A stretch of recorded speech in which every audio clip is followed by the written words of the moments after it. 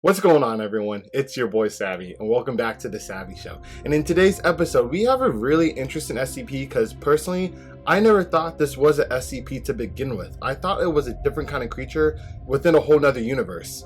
This is SCP-2662, Cthulhu.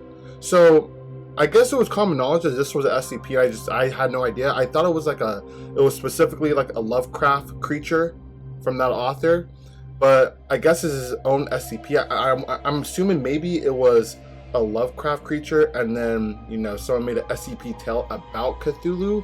But from what I thought, SCPs are usually the origins of them are from the actual universe, like SCP universe. I never thought it would be like a creature outside of it. You know what I mean? It's kind of like taking like Frankenstein and being like SCP-123 Frankenstein. Like that wouldn't be SCP because that's from something else. Right? That's what I thought. But anyway, I'm going to find out today. I was just really confused, but we're going to find out in this episode. So with that being said, if you guys are excited for this reaction and this animation, please remember to smash that like button. And guys, if you haven't joined the family, you guys know what to do. There's a red button down the corner. Blast that for me. At least give it a 2-piece no biscuit, guys. Hold the biscuit for real. I'm telling you guys, if you like SCP content, you like my reaction style, and guys, there's something more to be said. Smash that button, hit that bell so you can stay for more updates and episodes, and let's keep it pushing. All gas, no brakes. Let's get it together. And with that being said, without any further ado, let's get this show started. Alrighty, SCP-2662 Cthulhu. I'm just saying that because I'm just so surprised that this is an SCP in itself, but we'll keep it pushing. Over 50 men and women, clad in red robes, kneel before an unholy altar. They chant and mutter indecipherable words, words of cruelty and madness, of obsession What group is this? and sacrilege. Not long ago, these were regular people. Computer technicians, teachers, plumbers, construction workers, accountants. This was before they fell under the ungodly influence of a new ruler. The center of this makeshift place of worship was once a normal school gymnasium, but it's now the home of a huge statue. What? A humanoid being, wreathed in tentacles. Its head is more like a squid or cuttlefish than anything resembling an actual human face. While he's known to the cultists as the tentacled god, the beast they worship is known to the SCP Foundation as SCP-2662. He sits in the belly of one of their expansive containment facilities, locked away from the world. Okay, getting into this, I never read any stories about Cthulhu, so just straight off the rip, I have no knowledge of this creature in itself. Only know it's from the author Lovecraft because it's such a big, name. But it seems like they're worshipping this instead of the actual creature doing stuff. I wonder if it's going to be like another Scarlet King episode where, there's probably groups worshipping Scarlet King, but Scarlet King's not really there. You know what I mean? So, it would make sense if the Cthulhu isn't there and they're worshipping, the tentacle god. Because if you're worshipping something that's not here, that could be understandable. But anyway, let's just keep it going. But not for long, if his devoted followers have anything to say about it. This is their god, all-powerful and unchanging, and when it comes to springing him from containment, no tactic is too vile or underhanded to get the job done. Their mortal leader and high priest, a man in a purple robe calling himself Brother Marsh, walks among their crouched forms. Okay. He whispers instructions for the great day of liberation that's soon to come, providing everyone plays their part. So I guess this is just the tentacle god cult. I'm assuming it's not like any other group like the Serpent's Hand or anything else like that, or the Church of the Broken God. It's definitely they worship the tentacle god. So it's interesting. I wonder if they have a name for this group. It's a plan months in the making, and one that, if it goes off without a hitch, could free their monstrous god into the world. Oh my god. They would strike at the very heart of their enemy, the SCP Foundation, when they least expect it, and nothing shall stand in their way. How could they lose when they have a god on their side? But why did all these normal people become violent zealots for a squid-faced deity? It all began with a dream. They brainwashed? To those who experienced these dreams, they felt more like prophecies, premonitions of the glorious horrors to come. A red sky, billions dead, and billions more enslaved, a dark silhouette on the horizon. Their tentacled god holding dominion over all. What? At first, it just seemed like a strange nightmare. The ones who experienced it woke up shaken and afraid, hoping to shake the images from their mind, but they couldn't. He's invading their minds? Every night, the nightmare would return. They'd see the images, the red sky, the dead and enslaved, the tentacled god. And after a while, it would come to them even when they weren't asleep, eventually happening whenever they closed their eyes. Little by little, this scene stopped looking so hideous and started to look glorious. They felt his presence in their minds, slowly pushing them towards their inevitable future. So he has some mind control powers. From what it seems like, he's able to get into these humans' minds to make them do what he wants them to do, I'm assuming. Because I'm assuming he wants to be free. I never would have thought he had those kinds of powers. That's interesting. I thought he would just be like a powerful being that has, like, squid-like abilities. I don't know, but we'll keep it going. They started to realize that they wanted him to rule over the universe and to experience the honor of serving him. Many of them abandoned their homes and families, leaving their friends and loved ones left to worry. Wow. They'd gone insane. Just dipped out their fam. In their eyes, they were safer than they'd ever been. They finally had purpose. They were working in service of something far greater than themselves. Wow, this is some The deep influence mind. of the tentacled god drew them closer to one another. They would meet in secret, exchanging information from the prophecies their ruler sent to them in their dreams. They What? worshipped together, building altars and idols to congregate around. Okay, this is unique. It doesn't seem like brainwashing completely. It really seems like it's just straight up visions. Like, they actually thought or think this is a god that is trying to help them find their purpose. And they're believing it. They're willingly believing it. So it seems on surface level. They're choosing to sacrifice and, drop their family for, this god and meet with other people that has these visions. Wow. That must be some visions they're seeing. That's just so unique. I never would have thought of that. They performed dark blood rituals involving human and animal sacrifice. Oh my god. It was when Brother Marsh, the Anointed One, arrived to guide them towards their true mission that things kicked into high gear. Just 3 months prior, Brother Marsh had been an office drone working in data entry for a large insurance company before the tentacled god invaded his thoughts with a simple message: "Free me, and the new world I create shall be your playground." Since then, he devoted himself completely to the cause, quitting his job and maxing out his credit cards to help fund his new life's purpose. I'm hearing that again. Because if it was just free me, he's doing all this crazy shit? Like, what? Company. Before the tentacled god invaded his thoughts with a simple message: "Free me, and the new world I create shall be your playground." Since then, he devoted himself completely to the cause. What? Just after a few sentences? 2 sentences. Something's not adding up. The world would be your playground? Why would you even believe that? If this is a higher entity, wouldn't he be in charge? Wouldn't you think that in your head? Something's not adding up. How are they just dropping everything for this dude? They're not even second guessing, like, is this just a figment of my imagination? They're not even, thinking about that option. What? Yo. Quitting his job and maxing out his credit cards to help fund his new life's purpose. Infiltrating the SCP Foundation and releasing his inhuman ruler from its imprisonment. That was the single goal he united the cultists under: freedom for the tentacled god. And at long last, they had all the pieces in place to strike. Let's see. They'd finally gathered the necessary intel to subvert the will of the most powerful secret organization on Earth. SCP? Even the strongest institution is made of people, and people are weak. Unlike the almighty tentacled god, people could be broken. The people in question were Kelly Thompson, Sidney Levitt, Jordan Broche, Dr. Juan Gutierrez, and Jillian Larson. Okay. Dr. Juan Gutierrez was a researcher with level 3 clearance on the site where the tentacled god was being contained. Sidney Levitt and Jordan Broche were both security officers charged with verifying personnel clearance on site. Kelly Thompson was a member of site administration with research authorization powers, and Jillian Larson was a research assistant who often collaborated with Dr. Gutierrez.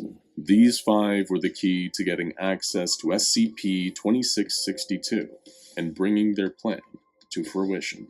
Normally, personnel dossiers on people working for the Foundation were highly confidential, but the devotees of the Tentacled God had their ways.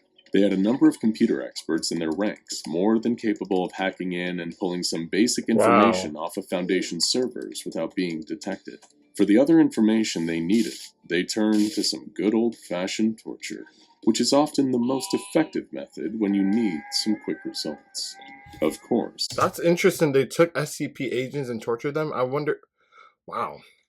They're more efficient than I thought they would be. While the cult's grip on sanity may have been a little tenuous, they weren't stupid.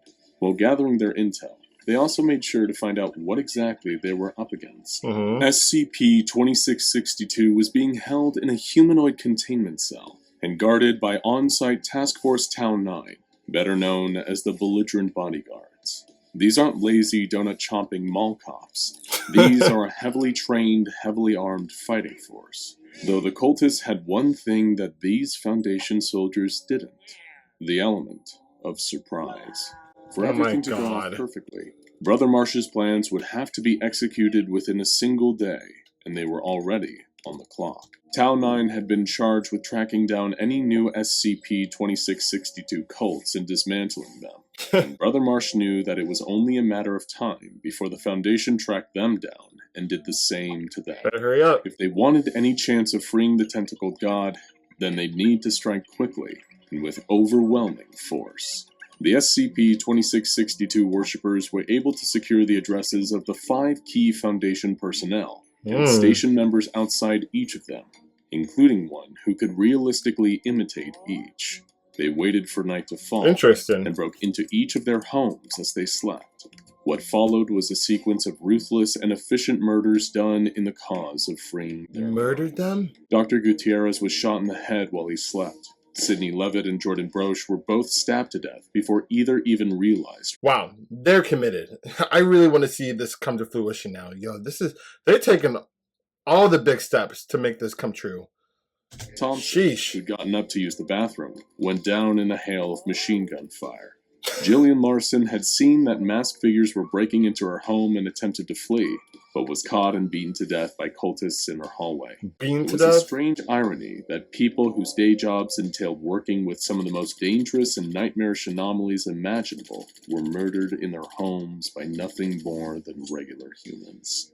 So far, Brother Marsh's plan had gone perfectly, with all 5 key personnel murdered within a 2-minute period. Next, the selected doppelgangers stole clothes from their victims' closets and were handed the correct forged documentation. Oh my god, this is crazy. Replacement began their journeys to the site where the Tentacled God was being contained, while the rest of the cult armed themselves in preparation for their own part in the plan. Oh, let's go. Nobody at the Foundation seemed to notice anything amiss when the 5 arrived on site. When you work for the SCP Foundation, more mental energy is devoted to following the rules that keep you alive than to memorizing the faces of all your coworkers, and each one slipped neatly into position, disappearing into the familiarity of office life. Dang. But infiltrating the site was one thing. Getting past the belligerent bodyguards and into the cell of the Tentacled God would be another thing entirely. Come on, let's get it done. That's where the rest of the cult would come into play. Heavily armed with whatever firearms they could get their hands on, the rest of the devotees of the Tentacled God, Brother Marsh included, would attack the containment site head-on. In the ensuing chaos, the 5 cultists who had already infiltrated the site could take advantage of the distraction and break into the containment chamber. It was perfect. They launched their attack from the outside, and from within. When Brother Marsh declared that the time was right, the assault began. A legion of gun-wielding cultists seemed to spring out of nowhere and started shooting up the warehouse that was a front for the containment site.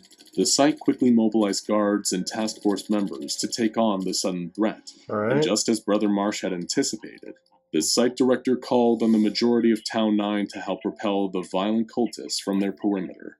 Tau 9 obeyed, leaving 3 task force members behind to guard SCP-2662's containment chamber. Only 3? They expected to be guarding the cell from rampaging religious zealots seeking an audience with their god.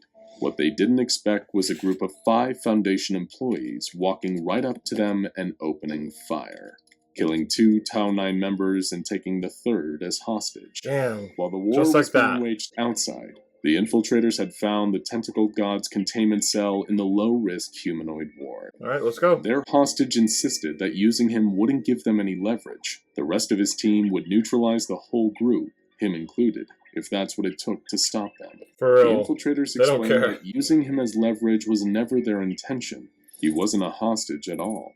He was a sacrifice. Oh shit. The cultists of the tentacled god detonated explosives, creating a hole in the wall and finally giving them access to their deity. They better complete this Climbed through mission. and gazed upon him in awe.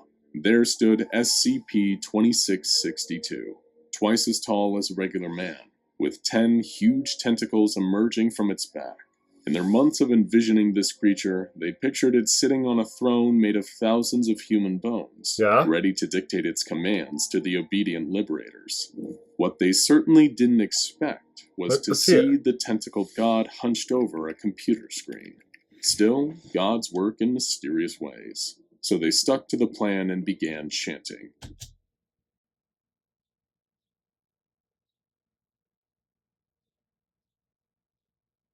This ain't Cthulhu. This can't be Cthulhu. And if it's not, then it makes sense. It looks like a teenager in a Cthulhu costume. What's going on here? Because in general, Cthulhu's not even an SCP, from what I gathered, so... Just keep it going. They pulled out a sacrificial dagger and began sacrificing their captured Tau 9 member. It was at this point that SCP-2662 turned and saw what they were doing with Okay. a look of pure horror. Oh my He god. rose up from his computer, his headphones getting caught as he did so. He told them to go away, that he didn't want them here, and that them murdering people in his bedroom like this was inconsiderate and disgusting. Then why are you sending them messages to free you and stuff? Like, what the hell is going on? You telling them to get out of here? If you're the actual Cthulhu that's been in their dreams, why you look like that? And who are you? Because I'm not buying this. Come on. The cultists became even more confused. Why wasn't their god accepting their offerings? What were they doing wrong? They tried more chanting, Not your and god. painting arcane symbols on the floor in blood, but this just seemed to make the creature angrier. He told them, in a tone more fitting for a teenage boy than a Lovecraftian god, to just leave him alone so he could play his video games. Well, crafting god, okay. This was seriously not cool. The cultists were baffled. They told the tentacled god that they were there to free him. He replied that he didn't need saving. That crazy What? stalkers like them were why he turned himself into the Foundation in the first place. Then what's with the visions? They sacrificed so much. They killed so many people for this. And, okay, y'all better make this make sense. Before the cultist infiltrators could get another word in, the remaining members of Tau 9 stormed into the containment cell and gunned them down with surgical precision. Oh my The god. war outside was already over. Brother Marsh and the rest of the cultists were all killed in the firefight. Tau 9 didn't look the least bit surprised upon entering 2662's cell. All that for nothing? This was a common occurrence, unfortunately. They had to deal with an attempted cult invasion every few months, because SCP-2662's main anomalous ability is inspiring violent cults who relentlessly track down and worship it with arcane and bloodthirsty rituals. The problem is, 2662 doesn't do this consciously, and definitely doesn't like the results. That's why he's under the voluntary care of the SCP Foundation, who keeps him amused with video games and reading material, while fending What? off the deranged cults who try to invade and abduct him. Following the termination of the devotees of the tentacled god, just one of many cults who'd broken into 2662's containment cell, the remaining Tau 9 members apologized to the tentacled creature for the disturbance, allowing him to return to his game. They assured him that it'd probably be at least a few more months before something like this happened again. Okay, I need to rewind this and hear the breakdown again. What the heck? Then why does he not look the way...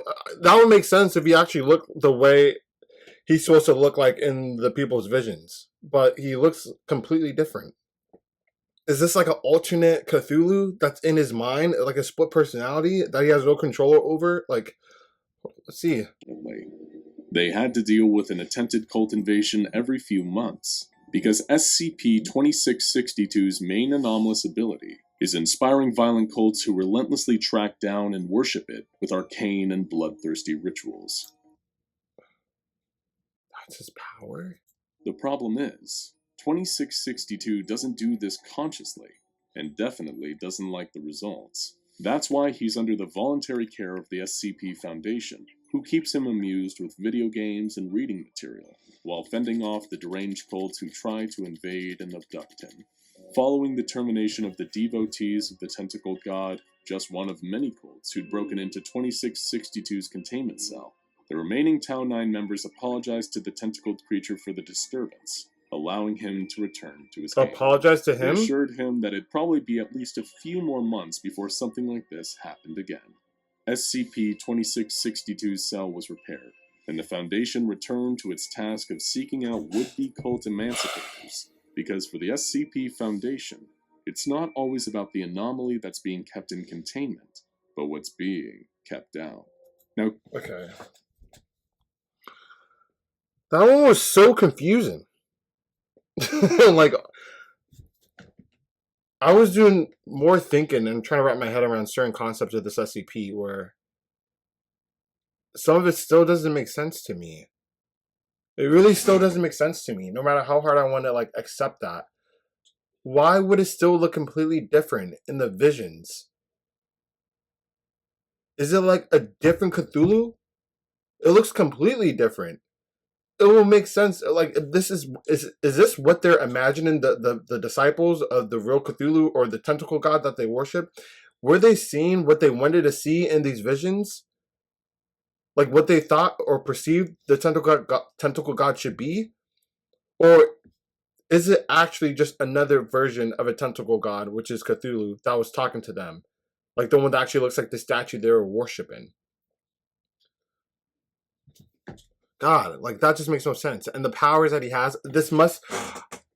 does the regular Cthulhu from Lovecraft, the actual god, have the same powers that attract cults? I'm assuming they don't. I'm assuming this is just the SCP version. That would make more sense. But I don't want to keep on rambling on about this. It's just... It was confusing to me.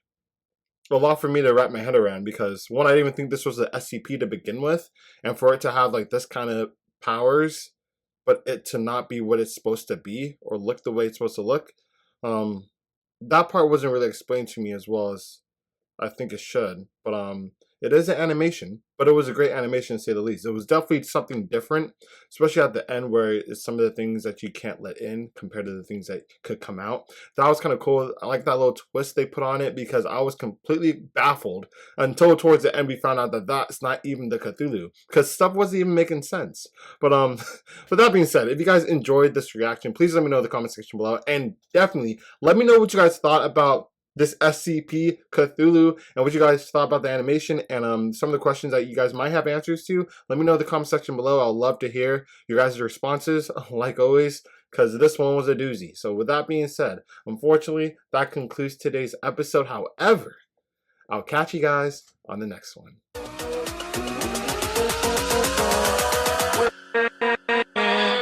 With